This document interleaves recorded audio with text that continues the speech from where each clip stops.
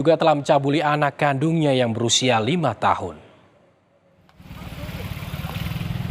Visual terpaksa kami samarkan saudara untuk melindungi identitas korban. Pasalnya tersangka merupakan ayah kandung korban yang tega mencabuli anaknya yang masih berusia 5 tahun. Pelaku yang juga merupakan petugas honorer Dinas Pemadam Kebakaran Sektor Jakarta Timur ini diduga mencabuli sang anak pada saat menginap di rumahnya. Pelaku ditangkap di Cilangkap, Jakarta Timur pada Selasa siang dan kini tengah menjalani pemeriksaan intensif. Tersangka ditangkap tadi itu dengan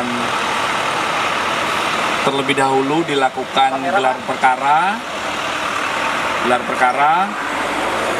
naik penyidikan, kemudian gelar perkara peningkatan status tersangka. Kita ke sorotan lainnya saudara, dalam sidang sengketa hasil Pilpres hari ini.